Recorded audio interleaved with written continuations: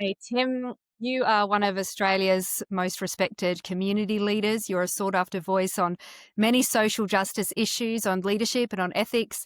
As you know, you were the CEO of World Vision Australia, and now you're the executive director of MICA Australia and the Gambling Alliance's chief advocate, which really puts awareness of gambling harm on the national agenda. So, firstly, thank you very much for the work that you do in this space. Your work has it certainly put this issue on my agenda, on the agenda of the Australian Christian Lobby. We've been advocating alongside you on this issue for a number of years.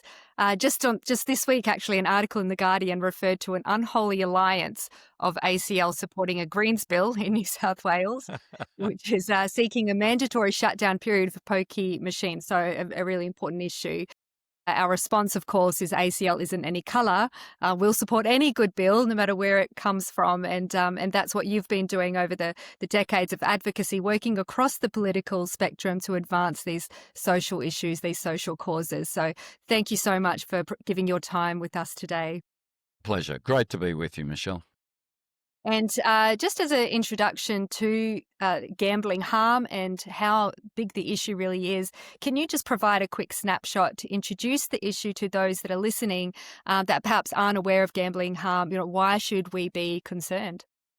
Yes, so Australia has the greatest gambling losses per head in the world and the greatest gambling harm in the world. The nation that comes second, which is Singapore, is 40% less gambling losses than Australia. So we're not only number one, we are number one by a country mile. And the Australian people have been sold a lie. The lie from the gambling industry is, well, that's just because Australians at birth are baptised into eucalyptus oil and a punt. They just love to gamble. And when I first wrote a book called Wanna Bet back in the year 2000, I believed that. I thought, yeah, Australians, maybe the Irish connection, we just love a punt. Until I wrote the book and I discovered that the Chinese love gambling much more than Australians.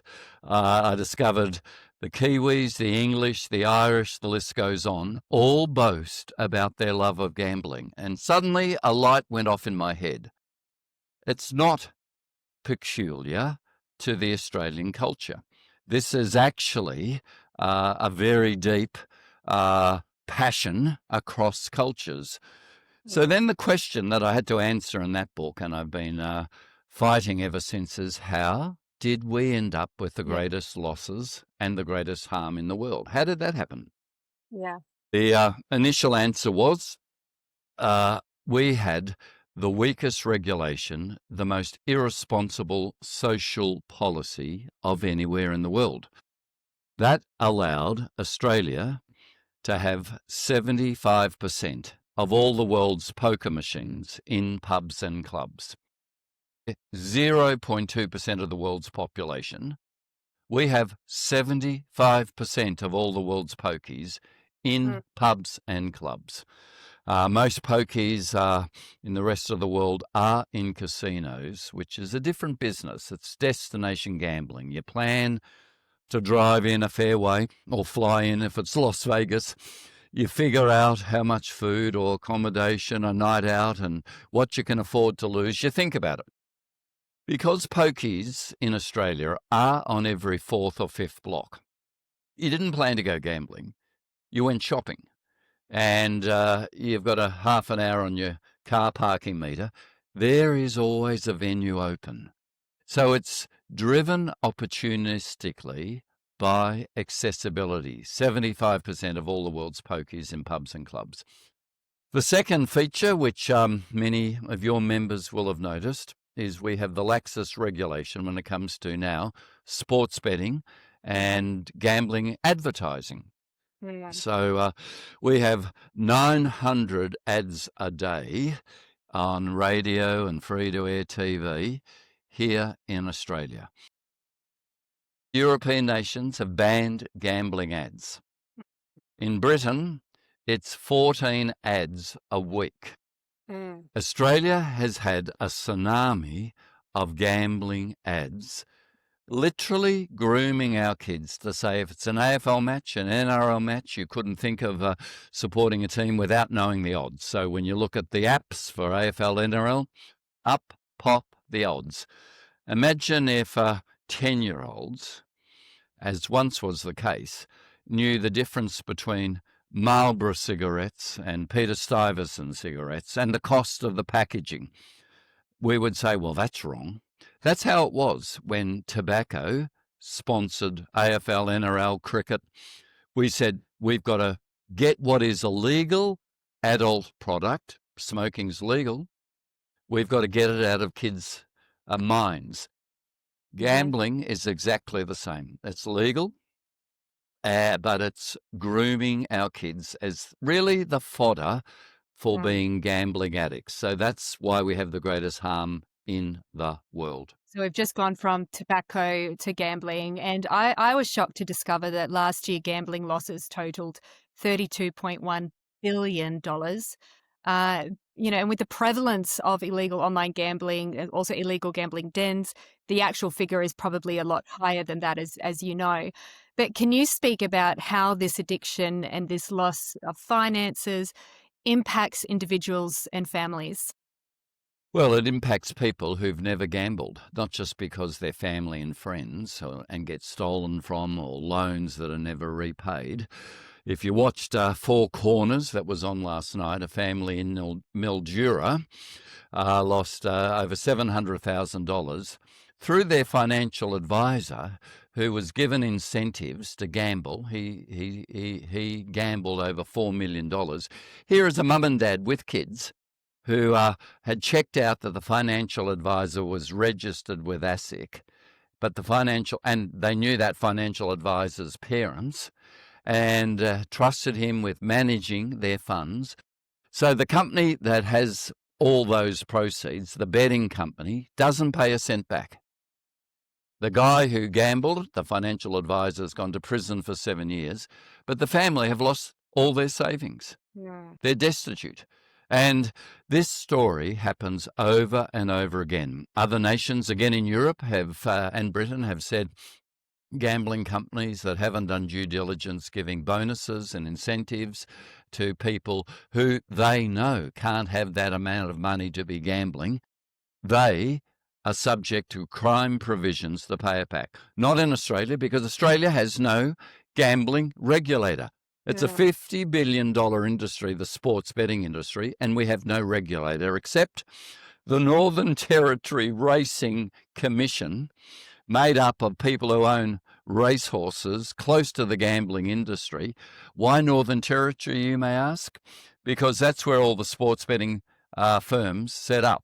Pay no tax, virtually no tax, got a license very cheaply. The tsunami of gambling ads that you and your kids all see come out of the Northern Territory, and the Wow. only regulator is an utterly compromised Northern Territory Racing Commission. It is, it's tragic, it's farcical, it's immoral.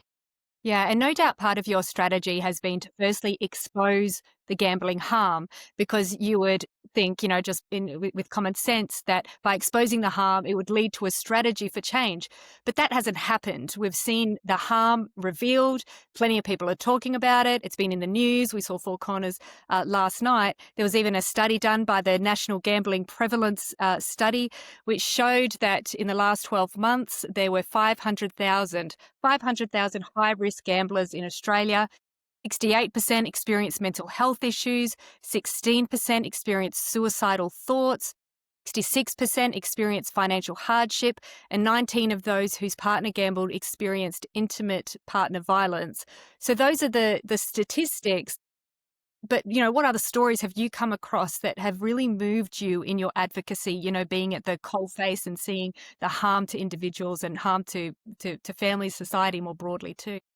Well, the gambling sector and the media, to some extent, because I have a reverend in front of my name, I'm a Baptist minister, said, well, he's just got a moral objection to gambling and he's a wowser. Let me tell you the story. replanted a church in St Kilda over 30 years ago, less than 10 members that we grew to about 300 people. I ran a legal office within the church as a solicitor to pay my way. The church, when I started, couldn't pay a stipend.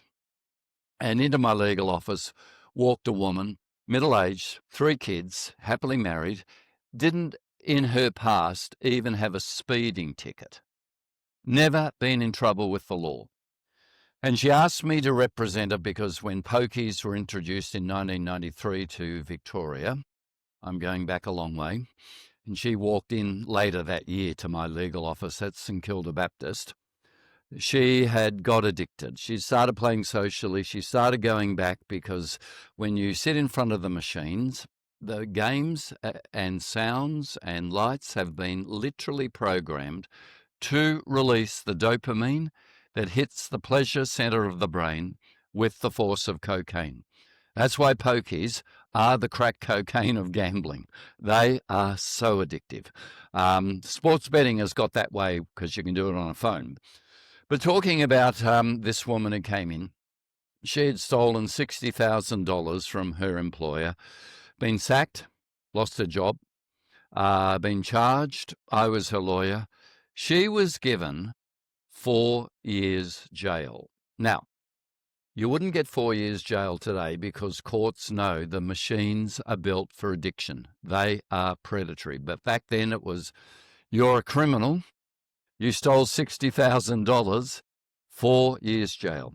I visited her in prison and I was amazed to find out that here were other women in prison like her who had never, ever been in trouble with the law, mothers in prison who had got addicted with the introduction of pokies. They started in Melbourne, Victoria in 1992. And I was asking myself the simple question, how is it possible that a woman who's never had a traffic offence is in jail for 4 years? Yeah. So that's where it started for me. It wasn't simply a religious objection, as the gambling companies like to say, and paint me as a wowser. What then I discovered was that the power of the gambling industry is captured both sides of politics. The Greens, and I'm not a Green, but the Greens don't take money from any gambling industry. Therefore, they and independents have been the only voices in our parliament who aren't captured. When Peter Murphy, a Labor backbencher who lost her battle with cancer 2 years ago, led a multi-partisan report. Nationals, Liberals, Labor, Independents, Greens, and made 31 recommendations. The big 3, ban gambling ads. The second one, have a regulator. We don't have a regulator. The third one, treat gambling as a health issue, not a sport issue. Where does regulation of gambling ads sit? With the sports minister. Now, you might as well put tobacco and alcohol in with sports. No, we treat them as health issues. The Prime Minister, 2.5 years after that report, has not responded to the Murphy report, one of his own backbenchers and multi-partisan. He has not implemented one of the recommendations. And the reason is the AFL, the NRL, free-to-air TV that gets a lot of revenue from gambling ads, and the sports betting companies defeat the public will. 80% of the public overwhelmingly want gambling ads banned. So in a democracy, we usually say, well, if 80%, want that, the politicians will follow. No. Not when you have these powerful vested interests. That's the situation we're in. Yeah, and I remember reading the Murphy report and thinking it was a typo when I saw the amount of zeros after the amount of revenue that's come in through gambling. $254.3 billion.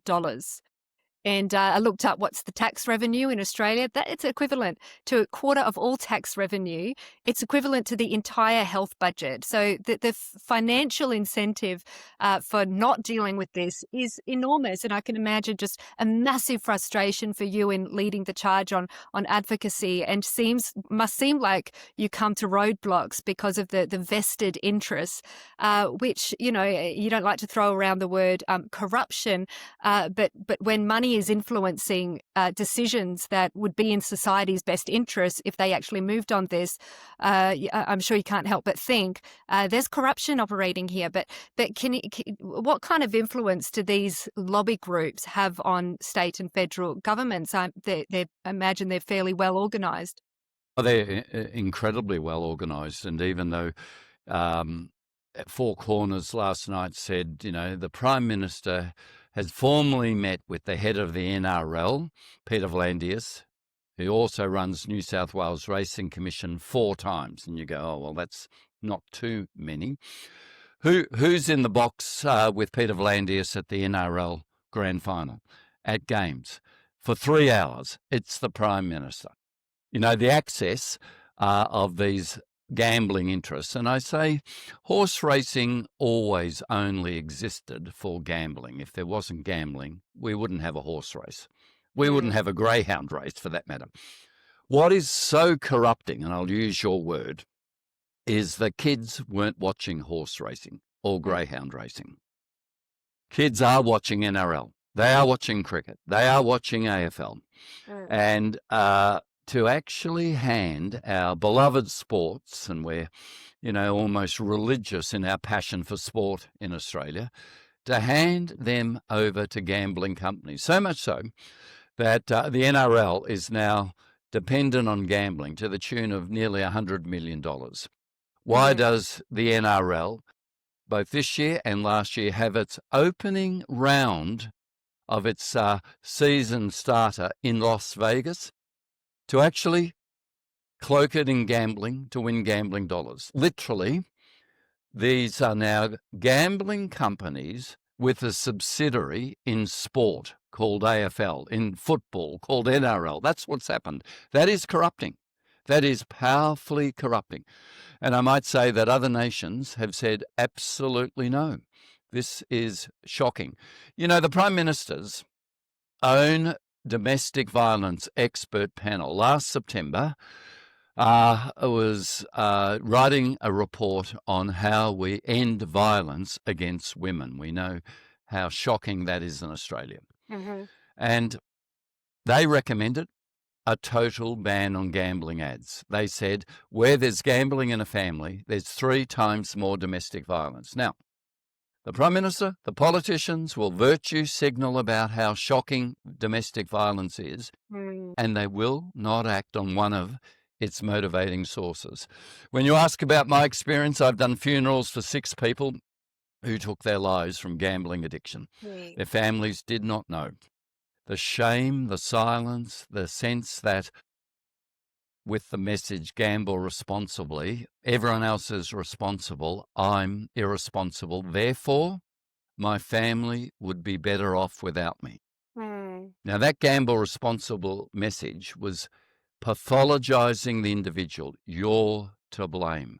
No, the machines are built for addiction. The machines are built for addiction. So we've been trying to break the silence.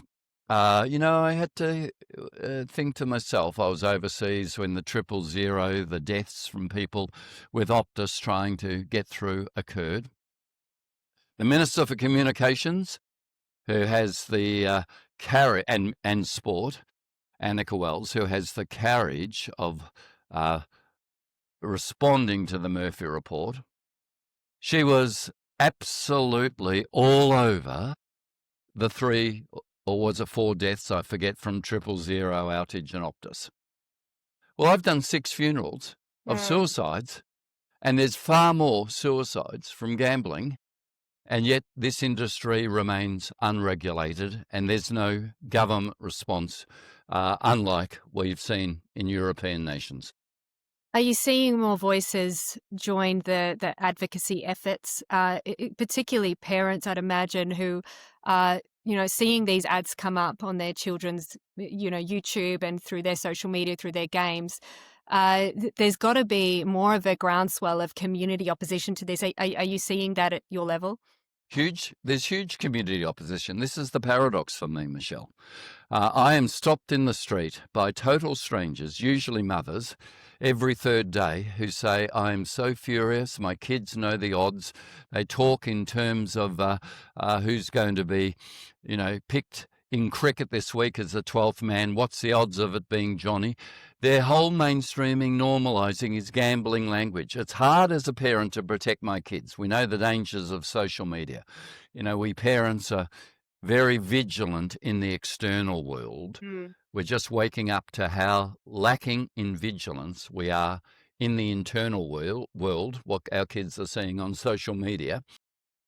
Here, in the external world and on social media, you have gambling ads in the top 5 coming up with pornography and other ads. Unbelievably funded, and our government refuses to act. Now, the community has made up its mind. The last AFL fans survey showed that 76% of AFL fans want gambling ads banned. It doesn't matter whether you look at parents or sporting fans, wherever, the community is mobilised. The paradox is our politicians continue to be captured by powerful, greedy, vested interests. Yeah, and certainly there is so much that needs to be done in this space, obviously, in terms of reform. Have there been any reforms up until this point? Do you see any governments heading in a better direction on this issue?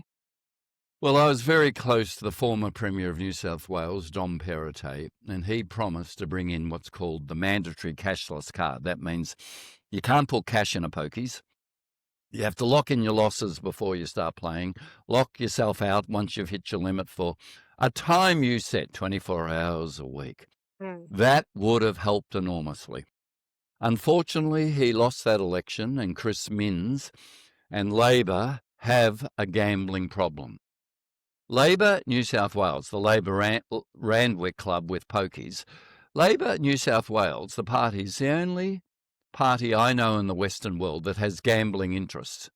So Premier Chris Minns basically did a faux trial to say he was doing something, a trial of the cashless card, where in the venues where they were trialling it, the managers were saying, well, you can trial a card if you like, but you don't have to. You can just play with cash. In other words, it was never a trial. It was a nonsense.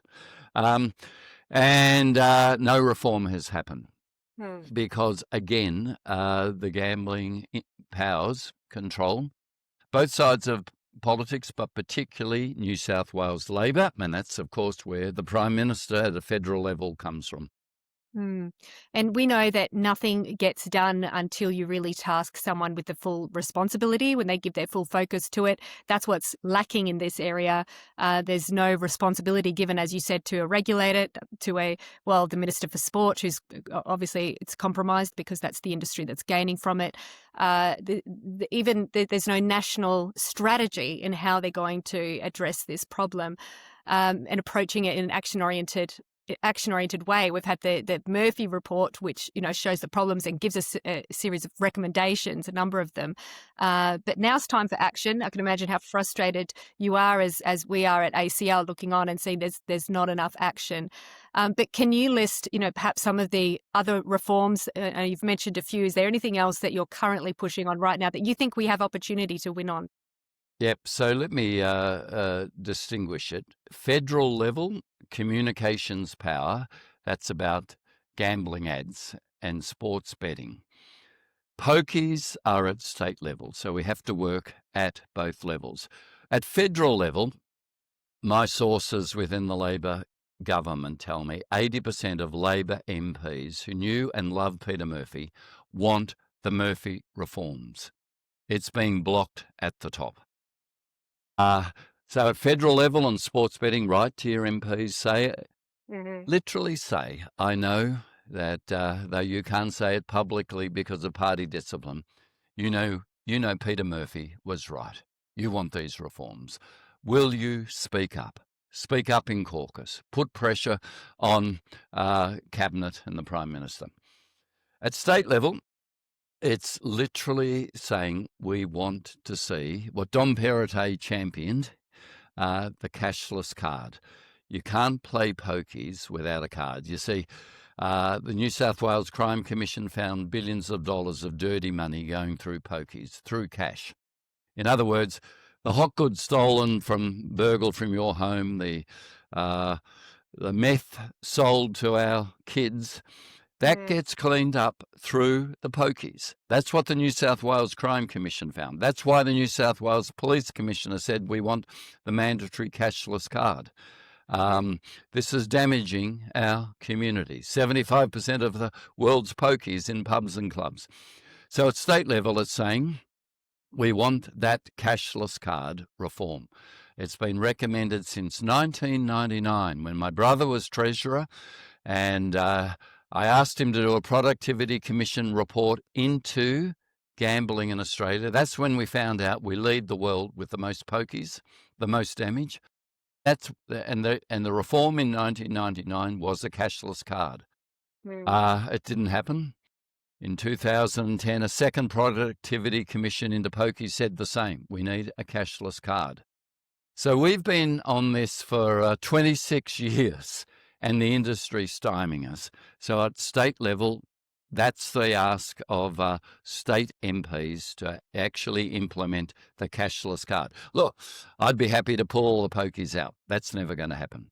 But the cashless card at least means before you're in front of that mesmerizing, hypnotizing machine with the sounds bells going off, you have set your limits and you are locked out once you hit those loss limits.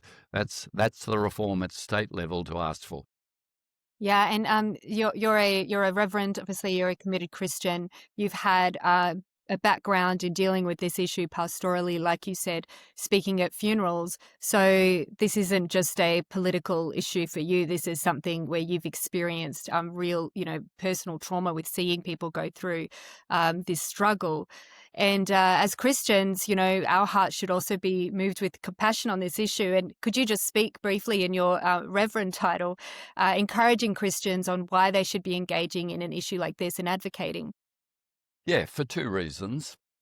The first reason is that gambling is substitute grace. The sense of sitting in front of a machine, little ordinary old me who never has a win, and suddenly there's a jackpot. It is this spiritual counterfeit that said, someone up there, God, has seen me. God has blessed me.